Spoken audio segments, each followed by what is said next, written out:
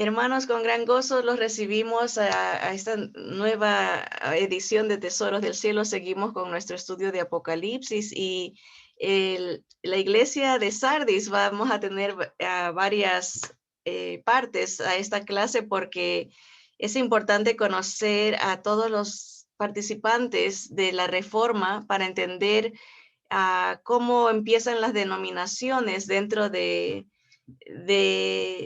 el movimiento protestante, ¿no? Y por qué tratar de descubrir por qué el Señor le llama a esta iglesia una iglesia muerta, que tiene nombre de que vive, pero que está muerta. Así que es un llamado de atención muy fuerte de parte del Señor, pero digo, lamentablemente tenemos que retroceder y ver la historia, pero sé que a algunos les gusta lo que es la historia, a otros no. A veces se puede hacer un poquito gravoso, pero es sumamente importante para entender de dónde salen los nombres de que vives, dice el Señor. Tienes nombre de que vives, pero estás muerta. Y vamos a continuar hoy, es la parte 3 de este estudio de la iglesia de Sardis, a la iglesia que ya estaba más muerta que viva. Y vamos a orarle al Señor para que nos toque nuestros corazones y nos proteja de los peligros en los que cayeron cada una de estas iglesias. Amado Señor, seguimos delante de tu presencia, agradecidos, Señor, porque eres bueno, eres fiel. Señor, eres santo, eres poderoso, Señor, y podemos ver tu mano de protección en cada una de nuestras vidas, Señor, tu amparo. Tú eres nuestro refugio, tú eres esa torre fuerte a la que corre el justo y es levantado, Señor. Te damos gracias porque tú, Señor Jesús, eres el que nos sostienes en medio de todos los ataques del enemigo, Señor. Ataques doctrinales, ataques físicos, ataques morales, sobre todo esos ataques espirituales, Señor, sutiles, que a veces no nos damos cuenta. Señor, ayúdanos a perseverar en tu palabra, a ser dependientes de tu Santo Espíritu, Señor. Llénanos de ti, fortalece nuestra fe, Señor, y equípanos como tú prometes, Señor, con tu palabra para toda buena obra, Señor, para tu gloria y alabanza. Te damos gracias, Señor, por este tiempo bendito que nos das, Señor. Y en tu nombre te damos gracias y te bendecimos y pedimos estas cosas. Amén, amén.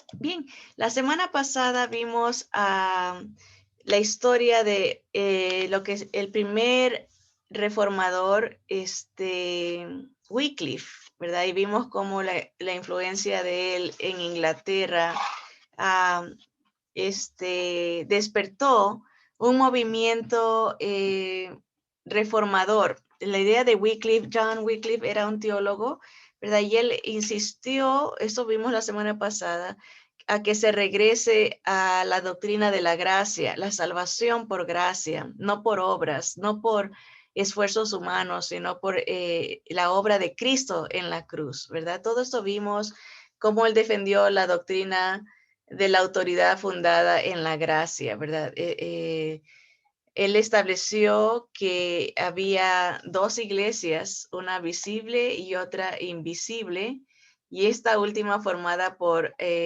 los predestinados, que es la auténtica. Y después afirmó esto también Jan Hus, o en español se pronunciaría Han Hus, porque la H no sé, en inglés se pronuncia como una J, pero y vamos a ver, antes de estudiar la historia de él, que son los precursores de Martín Lutero,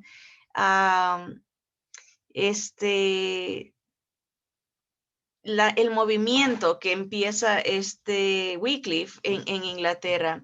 Quería enseñarles porque en esta época, bueno, primero para no marearnos, primero vamos a ver lo de la iglesia de Sardis, ya lo vimos, cómo se sentía segura porque estaba rodeada de estos montes, más bien como riscos le llamaban, ¿verdad? Para que se sentía segura, ¿no? Y cómo compara el Señor a la iglesia de Sardis doctrinalmente hablando, se sentía segura porque estaba fundada bajo doctrinas bíblicas, ¿verdad?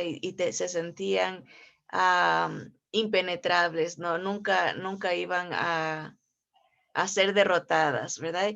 Y vimos también cómo la era de la interpretación histórica lo pone en el año 1517, aquí está, la iglesia de Sardis en el año 1517 hasta el año 1798, casi 1800, o sea, aproximadamente un poquito, casi llega a los 300 años la época de esta iglesia que el Señor llama que está muerta. Pues de aquí les quería enseñar el mapa para más o menos ya tenemos la idea histórica. Ahora vamos a ver la idea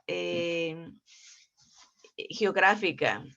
Aquí está. Más o menos Wycliffe está en el área de Inglaterra, acá. Acá en Alemania va a surgir Lutero, Martín Lutero. Y tenemos, aquí está muy chiquito, en Suiza y Francia salen otros reformadores, pero ahora vamos a ver uno que está aquí más abajito, aquí casi por Austria. Aquí no se ve, acá lo vemos en el mapa, en el segundo mapa acá a la derecha. Este lugar aquí que se llama Bohemia, que está un poquito más abajo de Alemania. Acá, si lo comparamos con el mapa de la izquierda, vemos a Austria y Polonia. O sea que básicamente Bohemia está aquí muy chiquito, como esta área de aquí. Pero ahí en Bohemia es que sale el reformador llamado Hus o Jan Hus y en Checoslovaquia. Y tanto él como Wycliffe fueron los que inspiraron a Martín Lutero, pero cada uno de ellos deja una huella tremenda en el país donde salen. Por ejemplo, y eso lo vamos a ver, Wycliffe deja la herencia de la Biblia en inglés. Por primera vez se traducía la palabra de Dios a un idioma específico. Y en este caso, Inglaterra se beneficia de tener aquí, vamos a empezar aquí desde el versículo 3, a Sardis, el Señor le dice, acuérdate pues de lo que has recibido y oído y guárdalo y arrepiéntete, ¿verdad? Ya le había dicho en los primeros versículos, tienes un nombre de que vives, pero estás muerta. Acuérdate pues de lo que has recibido y oído y guárdalo y arrepiéntete. Entonces, ¿qué podemos decir que se le entregó a la iglesia de Sardis en la aplicación histórica, verdad? Obviamente vimos que hay 4 aplicaciones y les dije que les iba a preguntar, ¿verdad?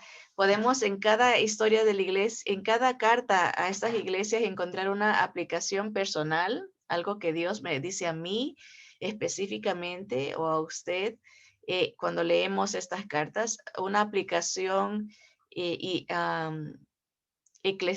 local, ¿verdad? Personal, local. La iglesia de Sardis existió hace 2000 años atrás o 1900 años atrás y el Señor a esa iglesia específicamente le hablaba diciendo que estaba perdiendo lo que había recibido.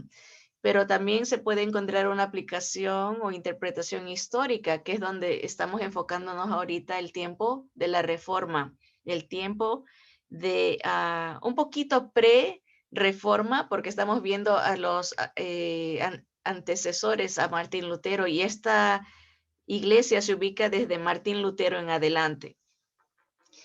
Y también está la aplicación eclesiástica, que es la que como iglesias individuales, ¿verdad? Específicas podemos recibir enseñanza. Así que entonces, ¿qué podemos decir que se le entregó a la iglesia de Sardis en la aplicación histórica o profética de los años 1517 al año 1798?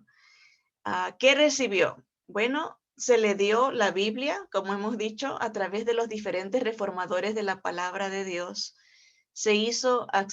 La palabra de Dios se hizo accesible al pueblo. Acuérdense en que en la iglesia a Tiatira, que era la iglesia del eterno sacrificio, ¿verdad?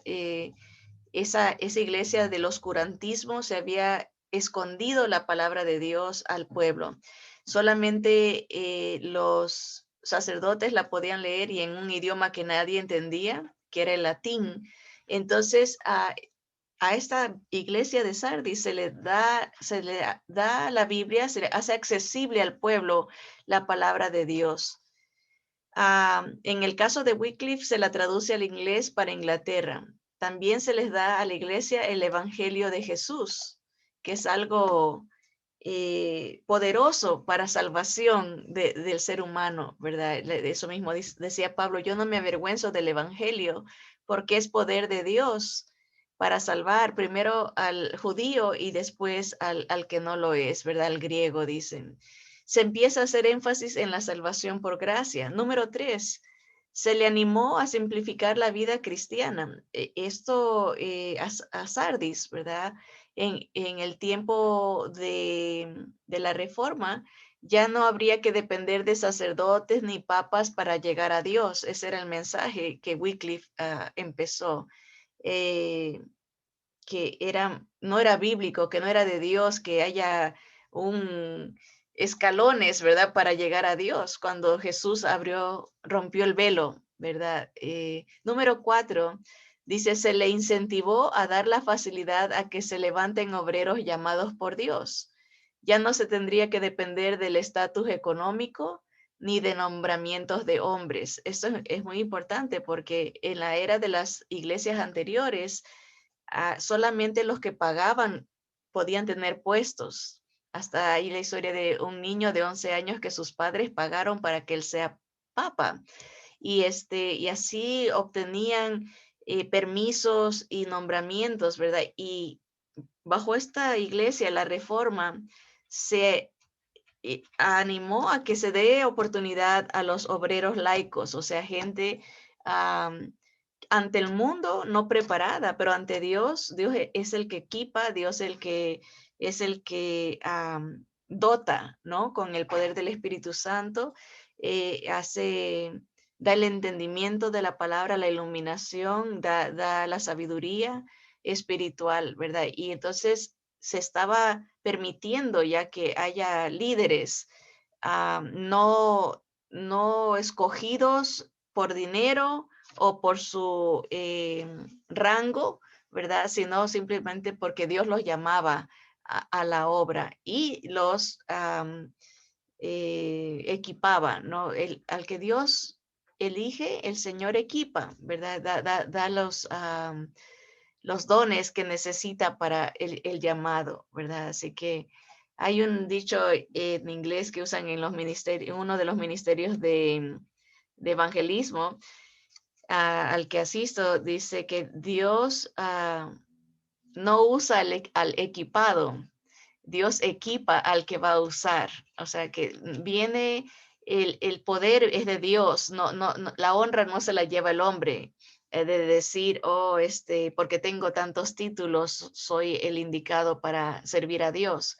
Dios, es más, dice las escrituras que escogió lo vil de este mundo, ¿no? Lo que el mundo no escogería, eso es lo que Dios escoge para que la honra sea de Él, ¿verdad? Dice, no muchos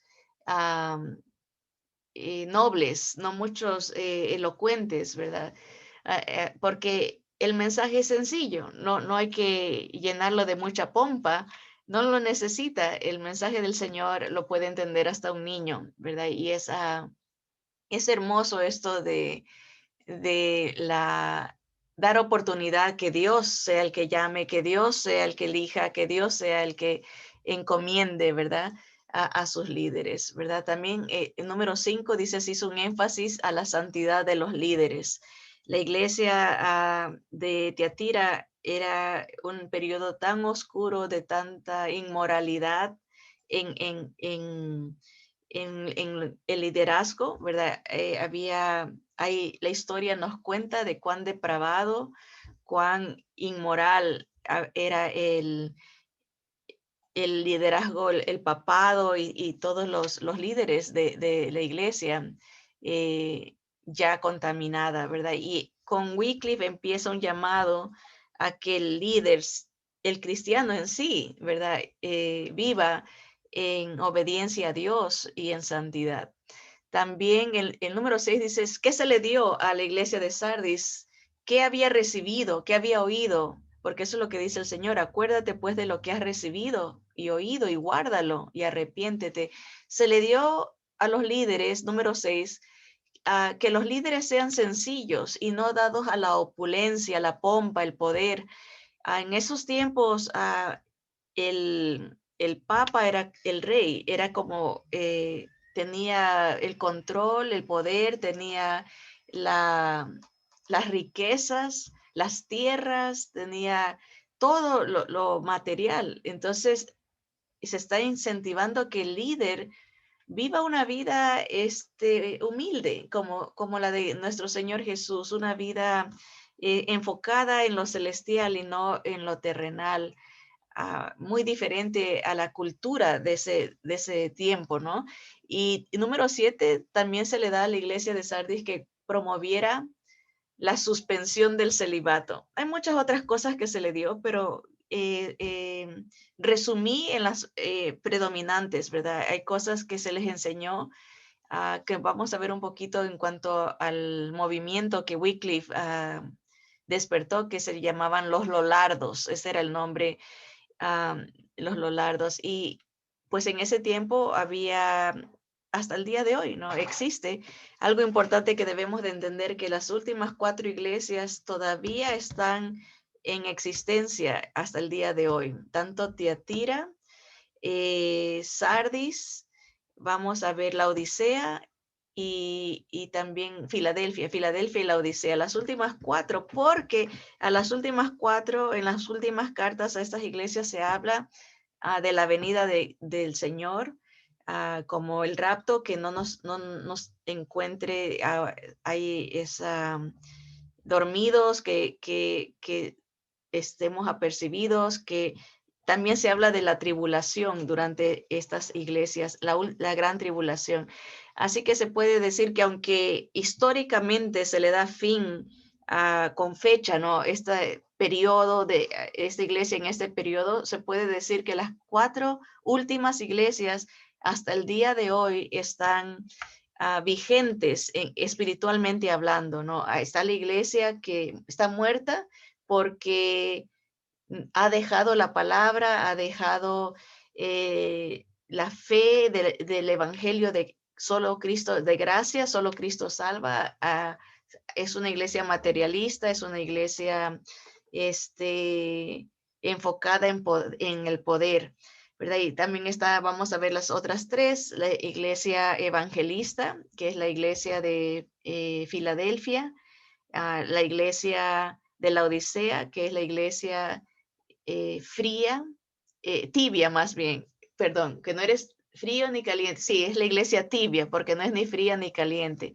Pero bueno, hasta el día de hoy, todavía existe el hábito, ¿verdad? Del celibato, ¿no? Ese restricción, esa obstaculización de la voluntad de Dios, que es que el ser humano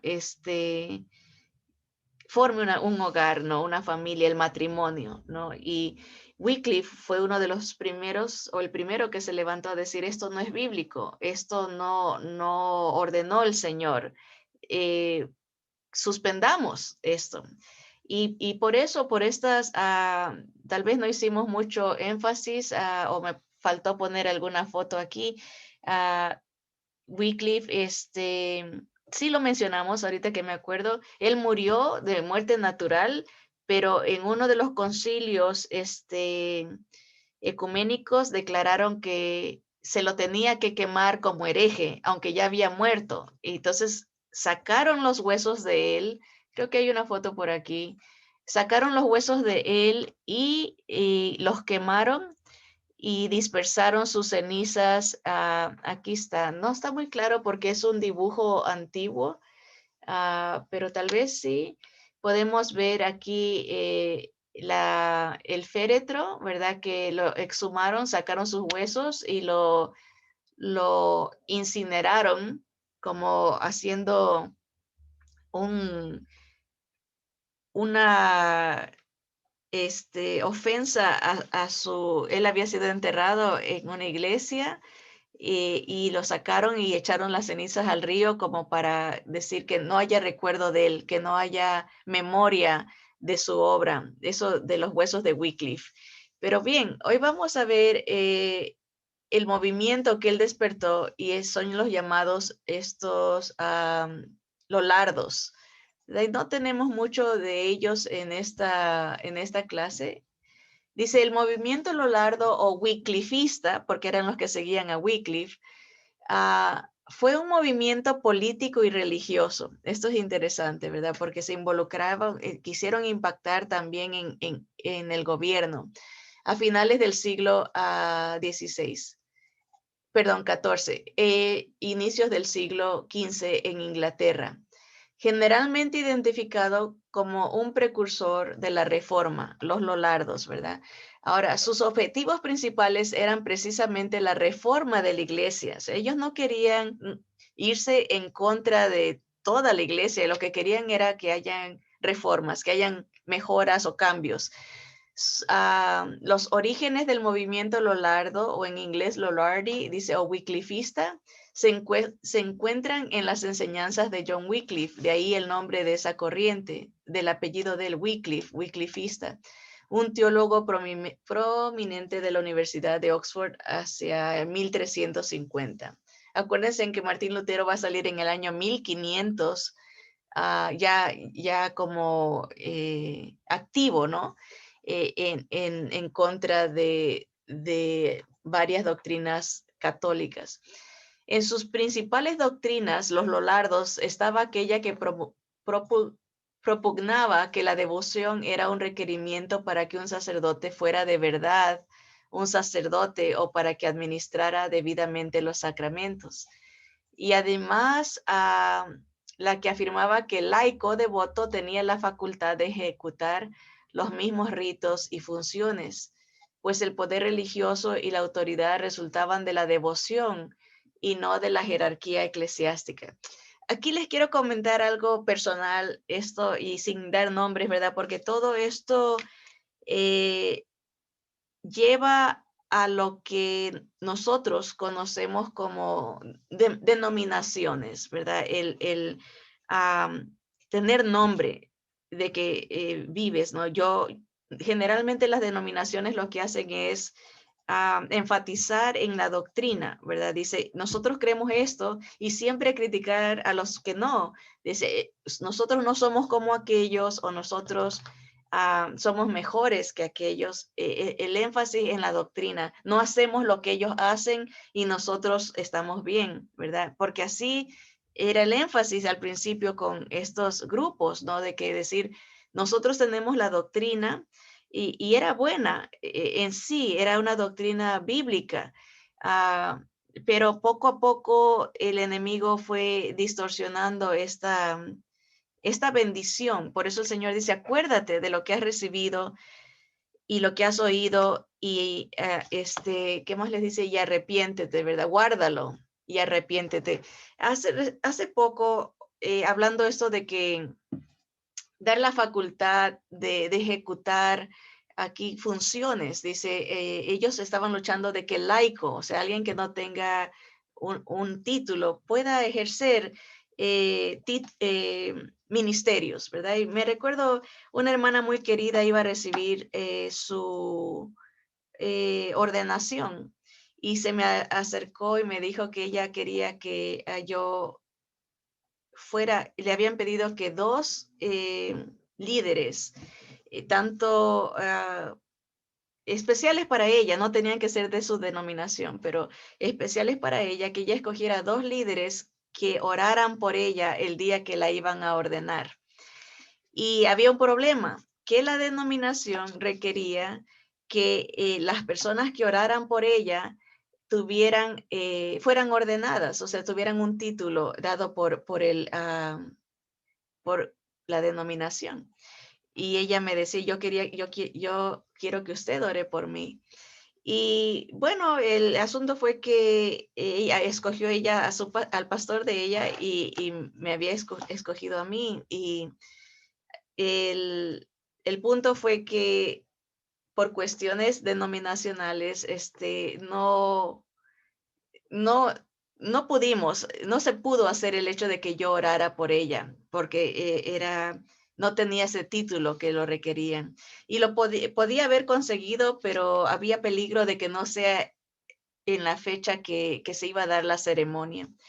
Y yo la llamé aparte porque servíamos juntas en otro ministerio y le dije, voy a orar por usted, porque para orar no se necesita un título. Y oré por ella, obviamente no fui parte de la ceremonia como ella hubiese querido, pero pude sentir las restricciones que los Lollardos, por ejemplo, estaban sintiendo, ¿verdad? Y estaban peleando para que dejaran que alguien que no tenga un título, como la jerarquía lo requería, pudiera ejercer ministerios o prácticas como es el orar, o sea, el Señor no puso ninguna restricción. Claro, como humanos nos gusta ver categorizar, ¿verdad? Como decir, esta persona es mejor porque tiene tantos títulos, ¿verdad? Pero en ese caso, los Lollardos estaban diciendo, bíblicamente hablando, si el Señor nos llama a hacer algo, el Señor nos capacita y el Señor nos confirma, el Señor nos ha dado ya la ordenación, como por ejemplo cuando nos comisiona para la gran comisión, el Señor nos ordena a todos, nos ha ordenado a que seamos sus testigos, ¿verdad? No necesitamos que el hombre, obviamente, por ser organizaciones, por ser a veces con estructuras ya más modernas, y aunque esto se estaba dando en la antigüedad, a, a veces por trabajos, a veces por posiciones se requieren ciertos títulos y eso es lo que se estaba haciendo en los tiempos de Wycliffe y de los Lollardos. La iglesia, solamente los asignados podían hacer ciertas cosas que, que el Señor en otro tiempo hubiese permitido y hubiese facilitado a sus siervos, ¿verdad? Me recuerdo, por ejemplo, otro caso, y esto todo es personal. Una vez, en el seminario al que yo asistía, después de 3 años de estudio, el rector del seminario me llamó aparte y me dijo, estamos en un problema porque usted va a ser la primera mujer que se gradúa de este seminario y no tenemos un título para una mujer, porque aquí graduamos a los hombres de pastores. Y me dijo, y obviamente no le podemos dar ese título a usted bíblicamente hablando. Y estaba de acuerdo, está bien, pero me dijo, estamos pensando a lo mejor darle un título como de maestra de niños o maestra o ni siquiera maestra, me dijo como un título como de alguien que eh, ha pasado ciertos requisitos.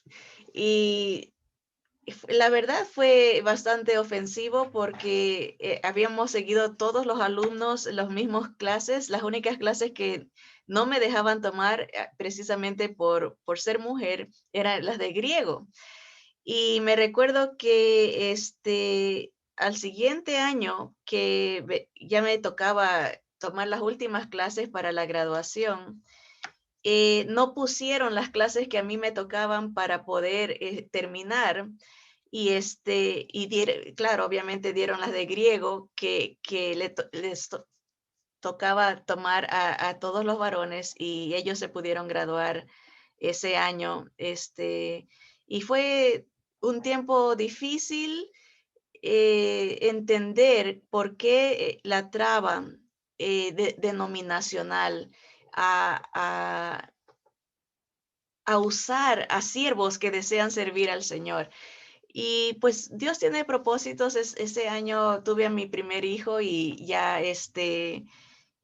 no proseguí, ¿verdad? Y por eso, humanamente hablando, no tengo ese título, ¿verdad? Pero tengo el gozo de servir al Señor y buscar su sabiduría y buscar su instrucción a través del estudio de su palabra, ¿verdad? Pero fue una experiencia que puedo encajar dentro de cómo las denominaciones pueden obstaculizar el avance del evangelio, porque se hace lo que el hombre quiere y no como Dios ha establecido, ¿verdad? Me recuerdo hace poco, estábamos en el Ministerio de Evangelismo. Nuestro trabajo es hacer discípulos y sacar a enseñar a la gente joven, vieja, niños, mujeres, hombres, a aprender a evangelizar y perder el miedo a hablar de Jesús. Y los sacamos a tocar, ¿no? Puerta a puerta, y los entrenamos. Y una hermana que tenía poco tiempo de conocer al Señor de otra iglesia fue invitada a venir a este ministerio. ¿Cuál es mi sorpresa? El pastor de ella me llamó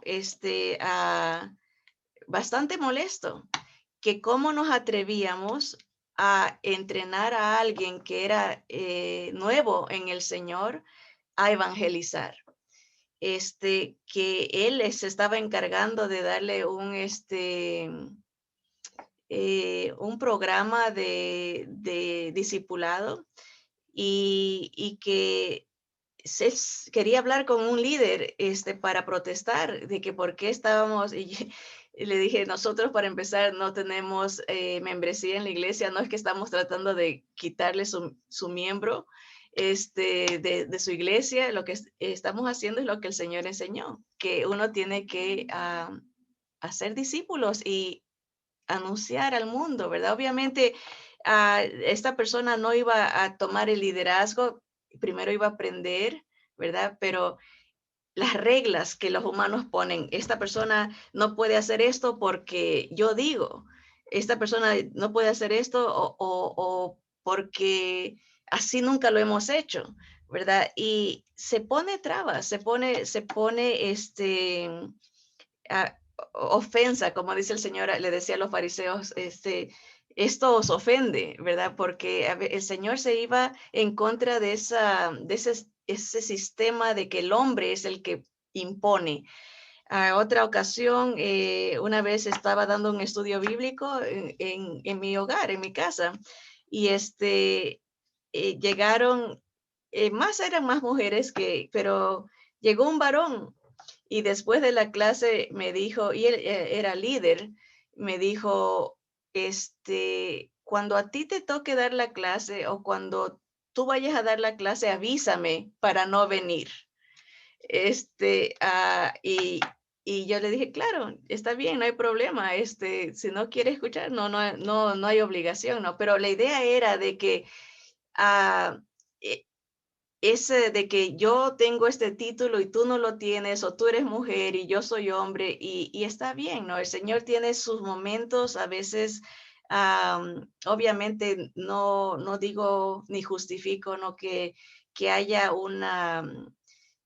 un quitar de autoridad, ¿verdad? El Señor da la autoridad a sus siervos, ¿verdad? Pero hay de experiencia, experiencia, ¿no? De que cuando mi denominación dice, no se hace así, en mi denominación se hace así, o en mi denominación se hace así, hay bastantes obstáculos para el desempeño del simple esparcimiento del evangelio, ¿verdad? El Señor no complicó las cosas de que se habla en las escrituras, que la iglesia se reunía en casas, ¿verdad? Y había líderes femeninos, líderes masculinos, ¿verdad?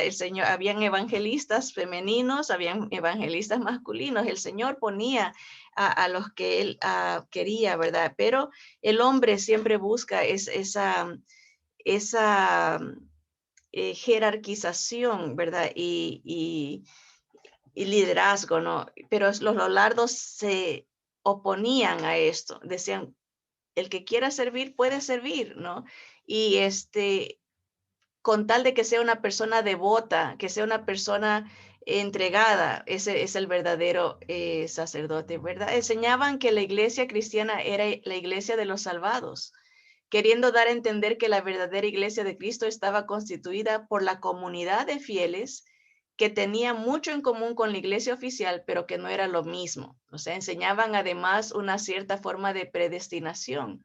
Buscaban también eliminar las leyes que limitaban el salario de los campesinos y se llegaron a asaltar posesiones nobiliarias e iglesias. O sea, como se involucraron en la política también, estaban persiguiendo que se mejore la vida también de los campesinos.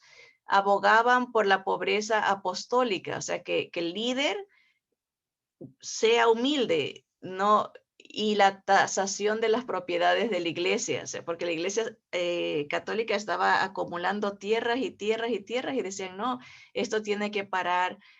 Negaban la doctrina romana de la transubstanciación, favoreciendo por ello la doctrina de la consubstanciación, o sea, de la cena o la misa, ¿verdad?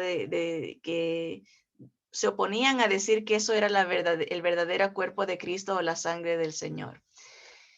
¿Qué más? Un grupo de lollardos dirigió al Parlamento una petición con 12 conclusiones que fueron fijadas en las puertas de Westminster Hall en febrero de 1395. Las 12 conclusiones revelan algunas ideas básicas de los lollardos, ¿verdad? Y vamos a ver, por ejemplo, ellos decían que la acumulación de riquezas aleja de las preocupaciones religiosas y provocan la codicia. La cuarta conclusión afirma que la Biblia no dice que el pan de la Eucaristía se convierte en Cristo. La conclusión sexta establece que los funcionarios de la Iglesia no deben ejercer el poder temporal o secular, pues esto constituye un conflicto de intereses entre las cosas del espíritu y los asuntos del Estado. La octava conclusión señala como absurda la reverencia hacia las imágenes en la iglesia. Otras conclusiones más revelantes se oponían a la pena de muerte, rechazaban los juramentos y el celibato obligatorio de los religiosos y afirmaban que los miembros del clero deben estar sometidos a las leyes civiles. Declaraban que todo cristiano verdadero es un sacerdote delante de Dios y denunciaban las guerras, la violencia y el aborto. Miren, todo esto en los años 1300, ¿no? Los lollardos estaban en contra de muchas de las cosas que se dan todavía en nuestros tiempos.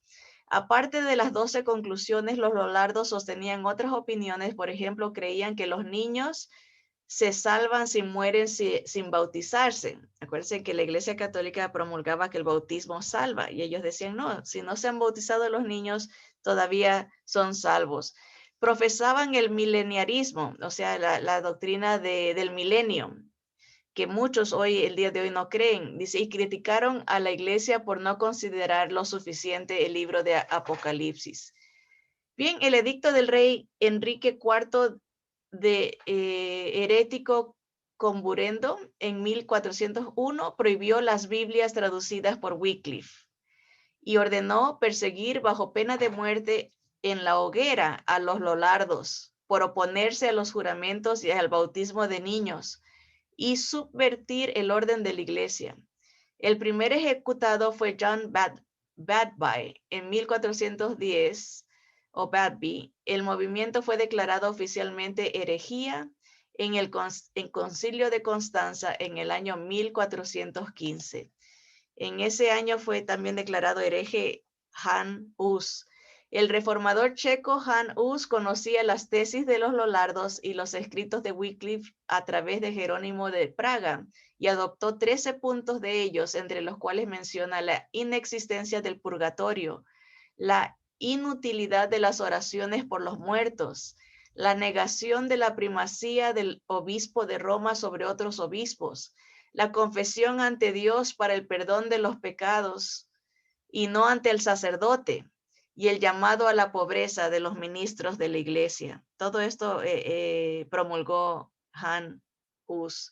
Los escritos en latín de Wycliffe tuvieron una gran influencia sobre la filosofía y la enseñanza del reformador checo Jan Hus, cuya ejecución en 1415 provocó una revuelta y condujo a las guerras husitas o husitas, porque viene del nombre Hus, o Hus, de 1419 a 1434, se levantaron los movimientos a luchar contra el gobierno y el catolicismo. A partir del siglo XVI, sus seguidores, los lollardos, fueron considerados como uno de los precursores de la reforma protestante. Wycliffe fue en consecuencia caracterizado como la estrella vespertina del escolastismo y como la estrella matutina de la reforma inglesa. Para terminar, hermanas, porque el tiempo se va rápidamente, quería enseñarles ya se los enseñé el diagrama, por aquí lo tengo, cambié, creo que está aquí en este de Tesoros del Cielo. Ese diagrama, ¿dónde lo tengo? El diagrama donde se ven los diferentes avances de las iglesias. Bueno, creo que voy a tener que salir para poderlo encontrar. Y así, porque quiero enseñarles dónde están los lollardos y así poder ir siguiendo el tiempo, ¿no? Y ver hasta dónde llegamos nosotros. Puede que sea este de aquí. Y con eso terminamos para dejar la cuestión de Hus para la próxima semana y ver cómo, y de Martín Lutero, tal vez ver lo de Hus rápidamente para ver ya lo de la reforma. Entonces lo que podemos sacar en este estudio es que a Sardis, a la iglesia se le dio la palabra, se le dio el evangelio, se le dio la simplicidad de servir al Señor como Él nos ponga, como laicos, ¿verdad? Pero le hace el Señor un llamado a la iglesia a que no, a que no se olvide de lo que se le había dado y que no, y que retenga la palabra, retenga el evangelio, retenga lo simple que el Señor hizo la iglesia, sin pompa, sin títulos, sin vanaglorias. Ahorita en nuestro mundo tenemos muchos seminarios que se llaman cristianos, que tienen gente con muchos títulos, pero que ellos mismos profesan ser ateos. Han estudiado teología, han estudiado han estudiado divinidades, han estudiado temas de teología, ¿verdad? Pero no son nacidos de nuevo, no han experimentado el poder transformador del Espíritu Santo en sus vidas. Entonces, de nada sirve los títulos que tienen, porque lo que hacen es siempre ver las cosas desde una perspectiva secular y contaminan la mente de los estudiantes. Bien, este era el dibujo que hemos visto, ¿verdad? Fíjense en las líneas naranjadas, el periodo de Éfeso, ya vimos, Esmirna, Pérgamo, Tiatira fue el periodo más largo. Desde aquí en la mitad vemos los años, desde los años 700 hasta los 1500. Pero aquí es donde vemos la participación de Wycliffe. Está en inglés, ¿verdad? Aquí está Hus, el que vamos a ver, Hus, Jan Hus, que fue el de Checoslovaquia, y de Martín Lutero aquí, donde empieza prácticamente el periodo de Sardis, donde aquí estamos, la iglesia muerta, tiene forma de que vive, pero estaba muerta. Empiezan muchos sistemas humanos, más organizacional, ¿verdad? Que limita al el esparcimiento de la palabra. A veces se tiene que pasar por juntas para decidir si se le predica a una persona, a que la aprobación se tarda. Son sistemas más que movidos por el Señor en algo más práctico y sencillo, ¿verdad? Aquí entonces vemos el comienzo, como hemos dicho, acá abajo el avance de la Iglesia Católica, acá abajo sigue, lo que está en verde serían los creyentes nacidos de nuevo, que vamos directo para el rapto, pero aquí con estos reformadores, y se va a ver aquí en Sardis, empieza lo que es el calvinismo, el presbiterianismo, el metodismo, el luteranismo, lo que se conoce como el movimiento protestante,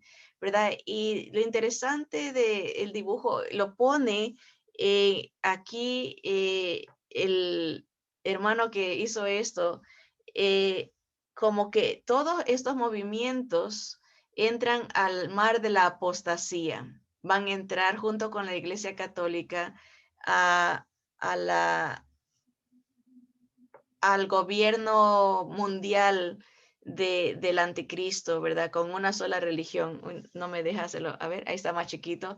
Y aquí, por ejemplo, pero aquí también está los lolardos. Aquí está un poco difícil de ver porque hay mucho, pero aquí vemos lo que hemos visto hoy. Está en inglés, lollards. Aquí están ellos como parte, movimientos de parte, lo pone todavía como parte de la iglesia del Señor, ¿verdad? Diferentes nombres a través de las edades, y aquí los lolardos, pero entran con la iglesia de Inglaterra como parte del protestantismo, ¿verdad? Entran los lolardos, los hermanos de bohemios, que son el movimiento que formó Hus o Hus, los albicenses, todos estos entran a las nuevas denominaciones que vemos en nuestra era. Así que eso un poquito de cómo impacta a nuestra era.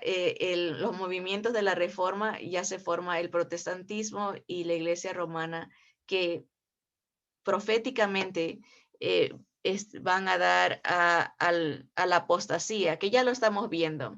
Todas las iglesias lo llaman en inglés mainstream, o como principales, primordiales, de donde salen todas las otras denominaciones, están comprometidas